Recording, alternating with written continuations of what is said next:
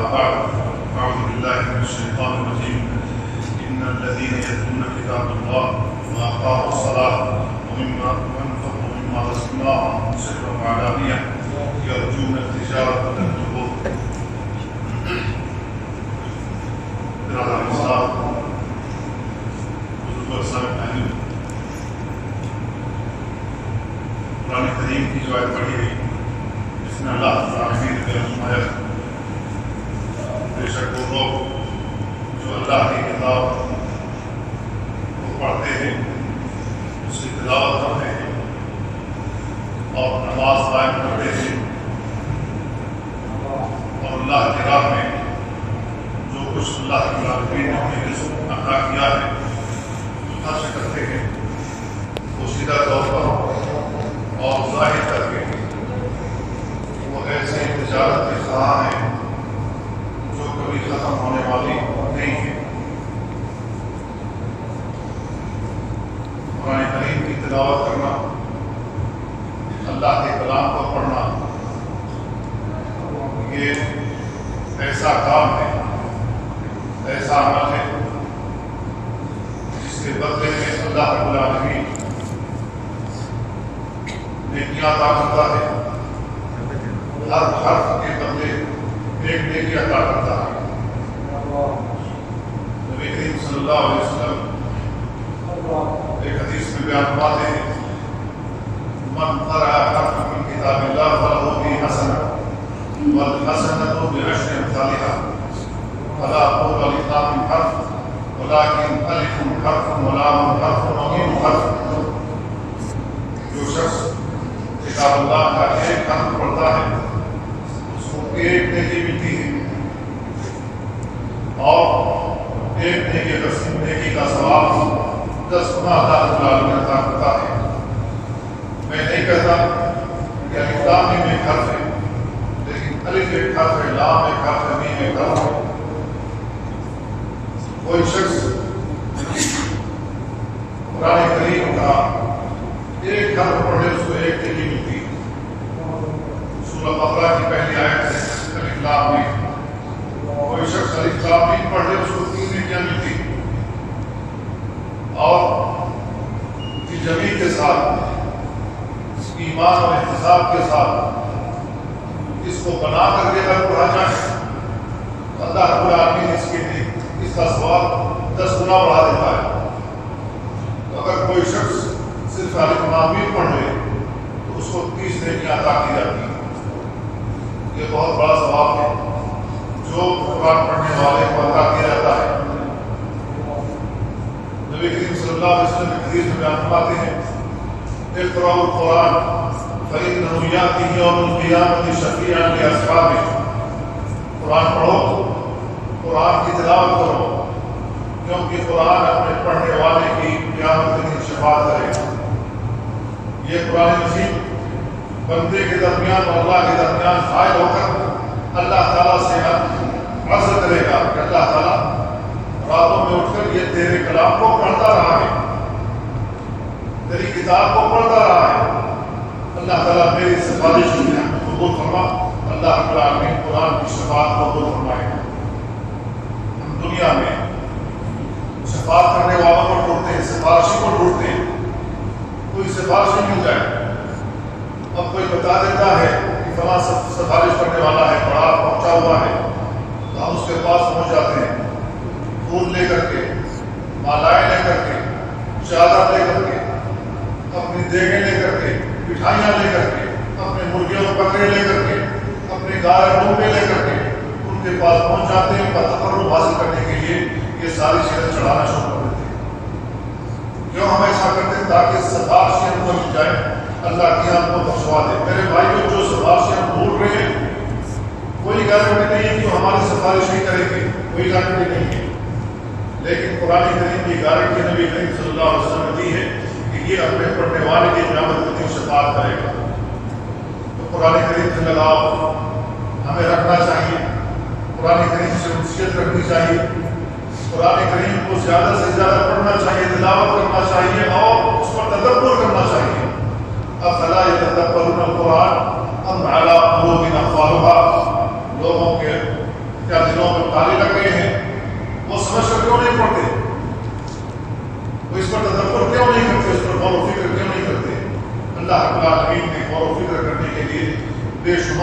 مثالیں بیان کی. اور اللہ تعالیٰ کی یہ جو کلام ہے، اللہ رب العالمین کا کلام اللہ تعالیٰ کی صفت ہے. اللہ رب العالمین جس سے چاہے، جب چاہے اور جیسے چاہے کلام کرتا ہے. یہ اللہ رب العالمین کی صفت ہے. اللہ رب العالمین کا کلام اللہ کی صفت ہے، اور اللہ رب العالمین کی صفات مخلوق نہیں ہے. اسی وجہ سے قرآن کریم اللہ کا کلام ہے، مخلوق نہیں ہے. معتزلہ وغیرہ اس بات میں گمراہ ہوئے کیونکہ وہ قرآن کریم کو اللہ کی مخلوق مانتے ہیں. کس طریقے سے مخلوق فنا ہونے والی ہے، قرآن بھی فنا ہو جائے گا، وہ ان کا کلام ہے. تو اس بات میں معتزلہ گمراہ ہو گئے. لیکن حقیقت یہ ہے کہ قرآن کریم اللہ کا کلام ہے. اللہ کا کلام اللہ کی صفت ہے. جس طریقے سے اللہ کی ذات فنا ہونے والی نہیں، اسی طریقے سے اللہ کا کلام بھی نہیں فنا ہونے والا. اللہ کی صفت ہے. قیامت جب آئے گی اللہ رب العالمین اپنے کلام کو اٹھا لے گا دنیا سے. اللہ رب العالمین اس قرآن کریم کو اٹھا لے گا. تو میرے بھائیو، قرآن کریم عظمت والی کتاب ہے. اس کو اللہ رب العالمین نے ہماری ہدایت کے لیے اتارا ہے. یہ سچائی کا راستہ بتاتی ہے. انبیاء اس کی تبلیغ کرتے رہے، اس کو پہنچاتے رہے. اور یہ عظیم کتاب ہے، یہ کریم کتاب ہے. انہ لکتاب عزیز لا یأتیہ الباطل من بین یدیہ ولا من خلفہ تنزیل من حکیم حمید. اللہ رب العالمین کی جانب سے اتارا ہوا عزیز کتاب ہے. یہ غلبے والی کتاب ہے. تو ہمیں اس کتاب کو زیادہ سے زیادہ پڑھنا چاہیے. اگر ہم قرآن کریم کو پڑھتے ہیں، اس کی تلاوت کرتے ہیں، تو فائدہ کیا ہوگا؟ فائدہ یہ ہوگا کہ یہ سفارشی بن کر، یہ کتاب سفارشی بن کر قیامت والے دن آئے گی. اللہ رب العالمین سے عرض کرے گی اللہ تعالیٰ اس کو تاج الکرامہ، کرامت والا تاج عطا کر. اللہ رب العالمین اس کی سفارش قبول کرتے ہوئے ہمارے سروں پر کرامت کا تاج عطا کرے گا، کرامت والا تاج پہنائے گا.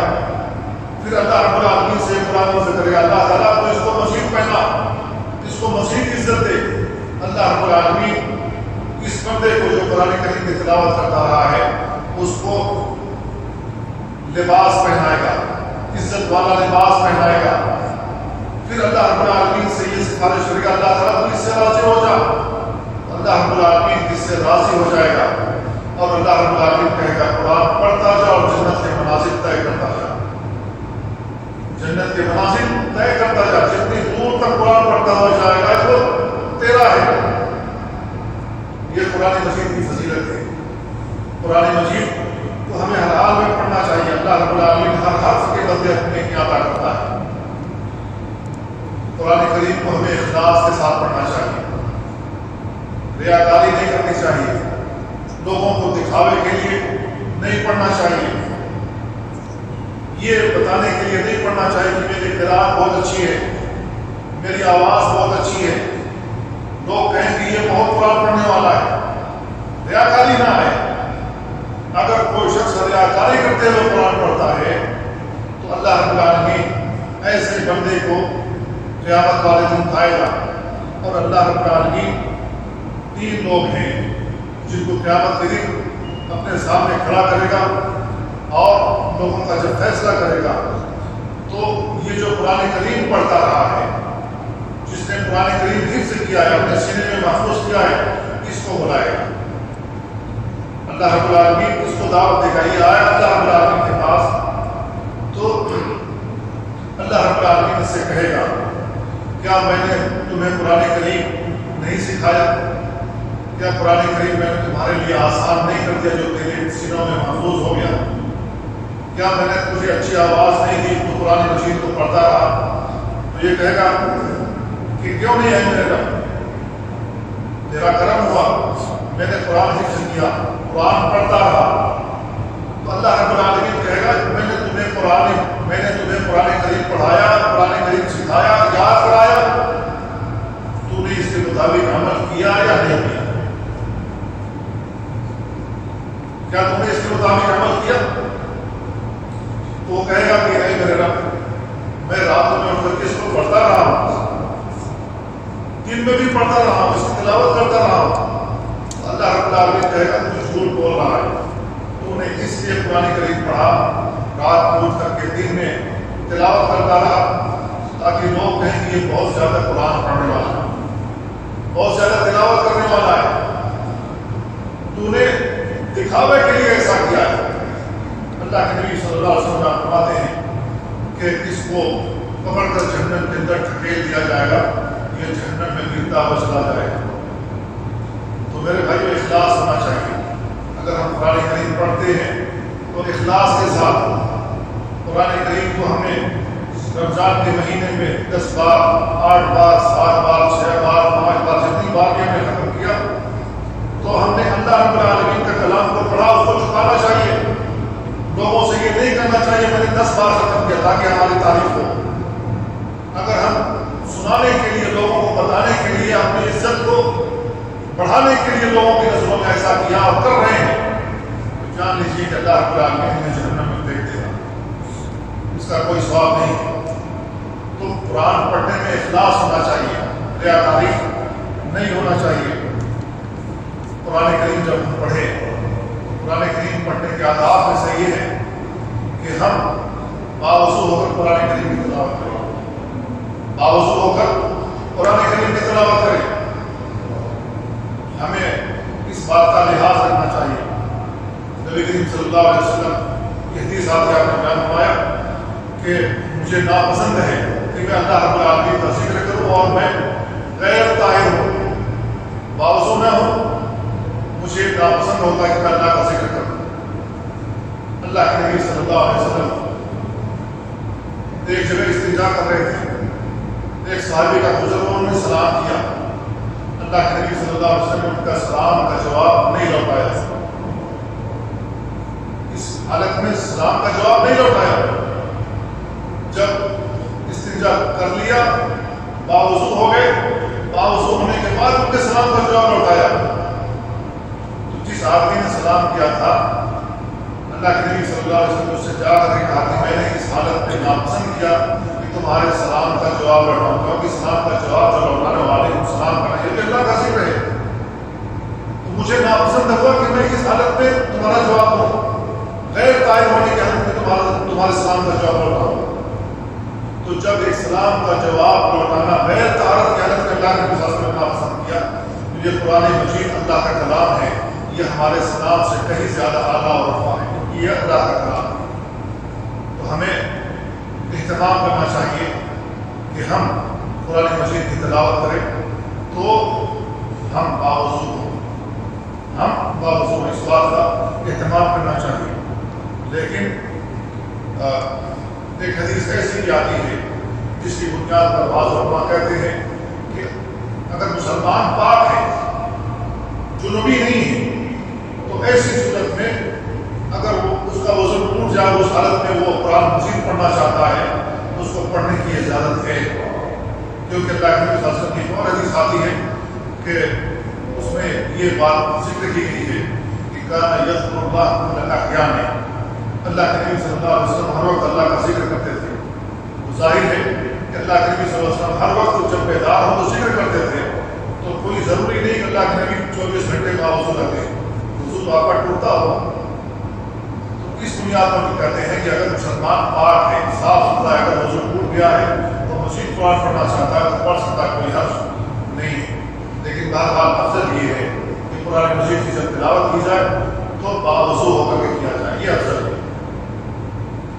قرآن کریم کی تلاوت کرتے ہوئے ہمیں اس بات کا بھی اہتمام کرنا چاہیے کہ ہم مسواک کر لیں، اپنے منہ کو صاف کر لیں، منہ سے بدبو آتی ہے تو اس کو دور کر لیں، چاہے وہ بدبو سگریٹ کی ہو، چاہے وہ جو نسوار کھاتے ہیں چاہے اس کی بدبو ہو، چاہے ہم نے کھانا کھا لیا اور کھانا کھا کر کے دانتوں میں پھنسے ہوئے گوشت ہو یا روٹی کا ٹکڑا ہو وہ سڑ گیا، اس کی بدبو ہو، تو ہمیں اپنے بدبو کو صاف کر لینا چاہیے، دور کر لینا چاہیے جو کے اندر بدبو پیدا ہوگی۔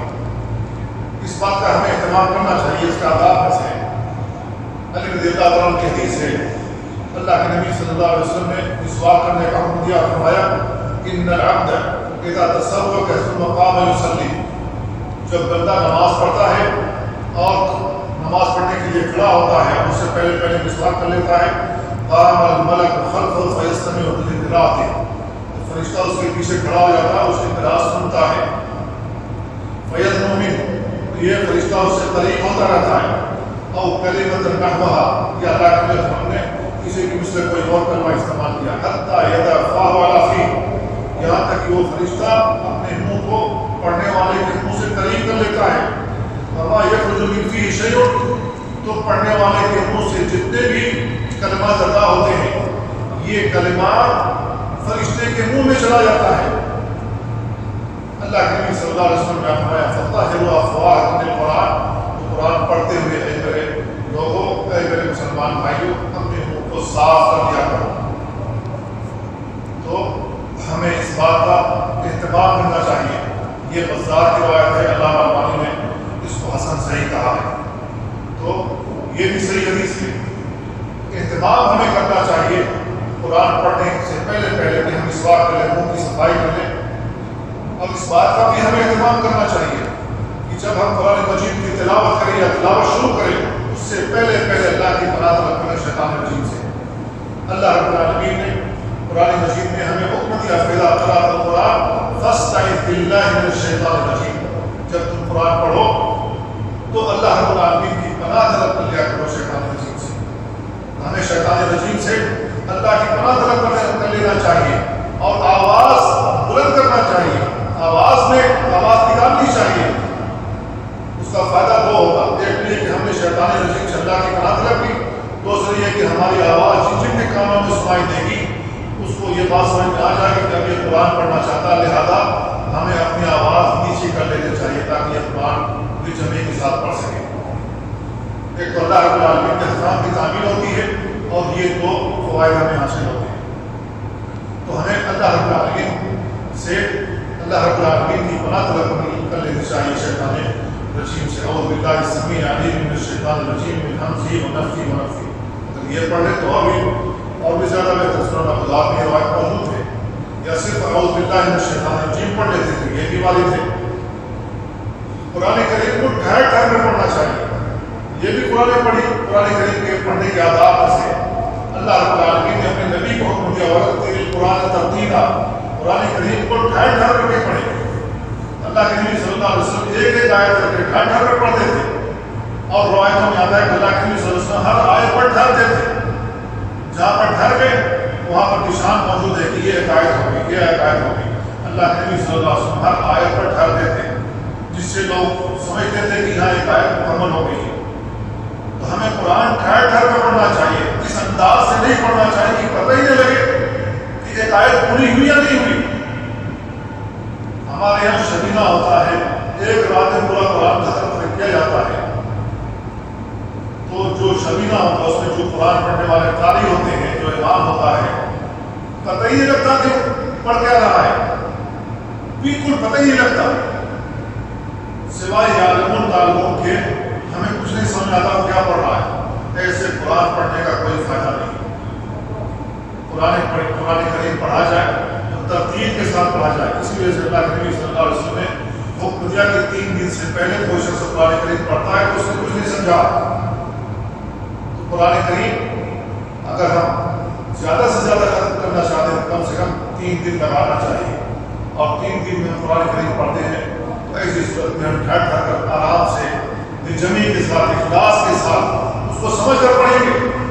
جب ہم سمجھ کر پڑھیں گے تو ہمیں سمجھ میں آئے گا کہ اللہ رب العالمین کیا کر رہا ہے، ہمیں کس بات کا حکم دے رہا، کس سے منع فرما رہا ہے، اللہ رب العالمین کس چیز سے راضی ہوتا ہے، کون سا کام کرے تو اللہ رب العالمین کی رضا، اللہ رب العالمین کی رحمتیں، اللہ کی برکتیں ہمیں حاصل ہوتی ہیں۔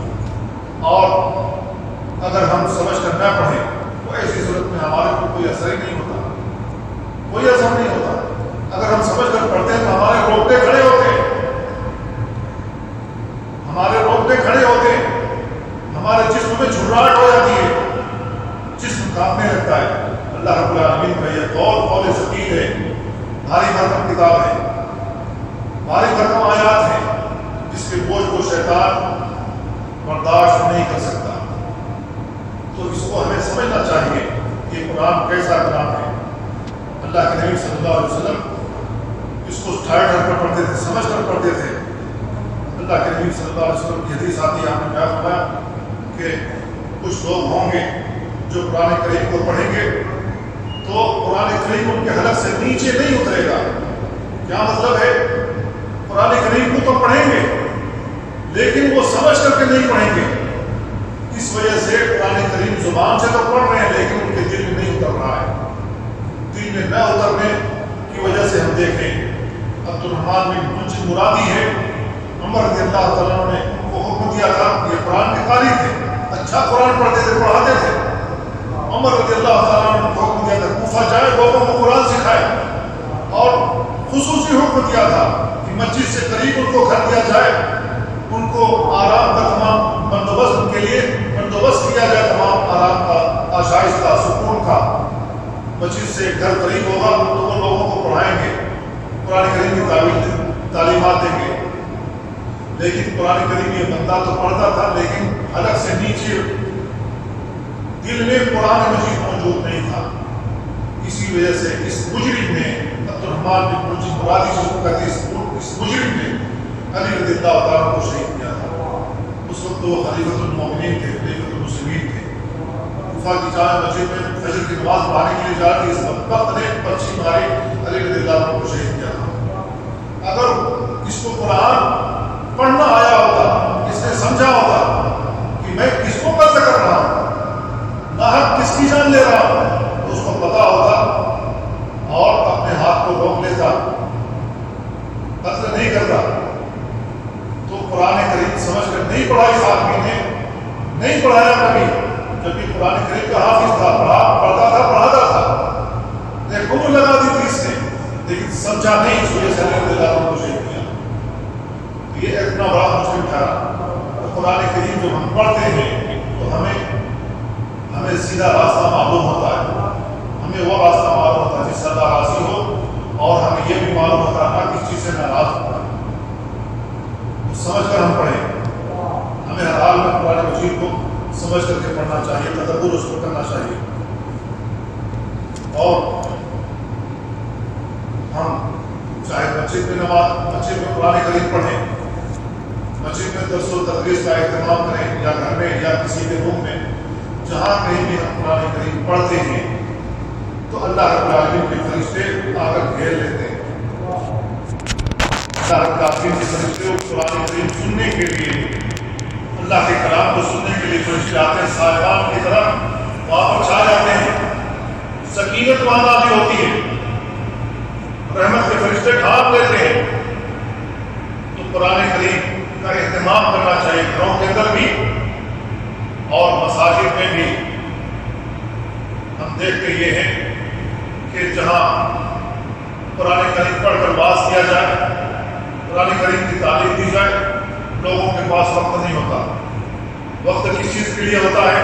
موبائل کے لیے ہے، واٹس ایپ پر چیٹنگ کے لیے ہے، فیس بک دیکھنے کے لیے ہے، اور یوٹیوب دیکھنے کے لیے ہے، اور دیگر جو پروگرام آتے ہیں ان کو دیکھنے کے لیے. لیکن اگر ہمارے پاس وقت نہیں اللہ کی کتاب کے لیے نہیں، اس کو سمجھنے کے لیے نہیں، اس کو پڑھنے کے لیے نہیں، اس پر تدبر کے لیے نہیں، جب ہم اللہ رب العالمین کے کلام کو وقت نہیں دیں گے، اس کو پڑھنے کے لیے وقت نہیں دیں گے، اور پھر بھی ہم اللہ رب العالمین سے امید لگائے ہوئے کہ اللہ تعالیٰ کی رحمتیں نازل ہوں، برکتیں نازل ہوں، جو ہماری پریشانیاں اللہ رب العالمین سے اٹھا لے، تو ہمیں یہ امید اللہ تعالیٰ سے چھوڑ دینی چاہیے. کم سے کم ہم اللہ کو راضی تو کریں اپنے نیک اعمال کے ذریعے سے. قرآن مجید پڑھنا نیک اعمال ہے، اس کے ذریعے سے ہم اللہ تعالیٰ سے قرب حاصل کریں.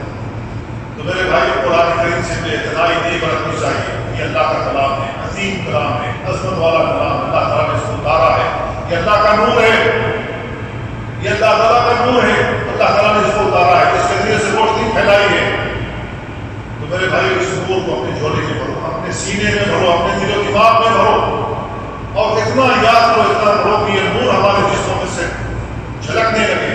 جب ہم قیامت کے دن آئیں تو اس کی روشنی تیز ہو، یہی تیز روشنی ہم کو نجات دلائے گی پلسرات پر. جبکہ پلسرات میں ہمارے لیے بالکل اندھیرا ہی اندھیرا ہے، نیچے جہنم ڈھک رہی ہے. ہمارے انگوٹھے سے روشنی پھیلے گی، اور اس روشنی میں ہم تیزی کے ساتھ پلسرات پار کر جائیں گے. اور آخری اگلا جو پڑاؤ ہوگا وہ جنت کی صورت میں. تو میرے بھائی، جتنا ہم پڑھیں گے اس قدر ہمارے اندر نور آئے گا. یہی نور ہمیں فائدہ دے گا. کہاں فائدہ دے گا؟ پلسرات.